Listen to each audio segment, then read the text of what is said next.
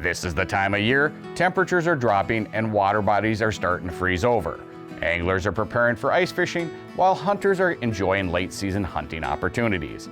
Game Warden Supervisor Jackie Lundstrom will go over some ice safety tips in this week's program. I'm Mike Anderson with the North Dakota Game and Fish Department.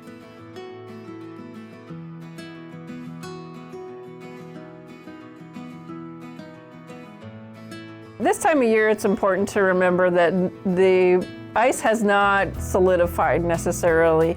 And so those of us that like to go out and do that upland game hunting after deer season need to just be cautious of when going around the creeks and streams and even some of the wetlands out there that the ice isn't necessarily firmed up.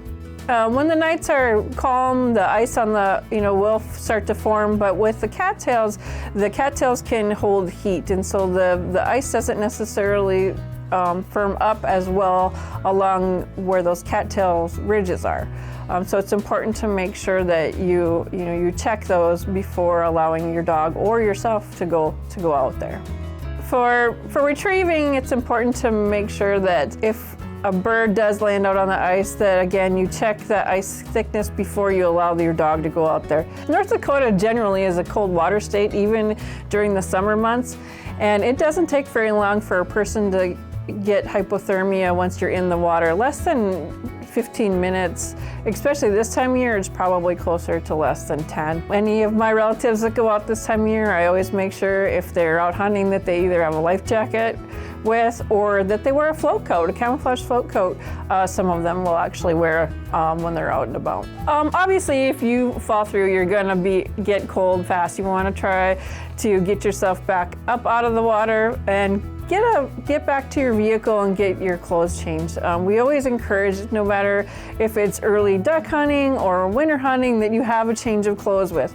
Because there are times that change of clothes might not be for you, it might be for a hunting partner or somebody that you come along when you're out actually hunting. So, once that snow comes or once the temperatures dip and the ice starts to form, a lot of people like to change those gears and go out ice fishing. But like we talk a lot about over the years, it's important to make sure that we have a little patience for that ice to form and thicken up for us to be able to go out without possibility of falling through, right? And so we want to make sure that there's at least 4 inches of ice before a single person goes out on the ice. And again, that's going to be dependent on how much gear you have with you too. If you like to pull those sleds with your pop-ups and your auger and all of that, you're going to want to make sure there's probably closer to 6 inches. 8 inches is probably a good starting point for a small ATV with a small individual. Groups and single file. Once you get up into that 10, 12, then those smaller lightweight vehicles, side by sides, can maybe hold that. Get up into that 12 to 15 inch range, and then we're talking, it might be okay for a lighter truck to go out there. Definitely not the 3/4 ton, 1 tons and pulling the ice castles.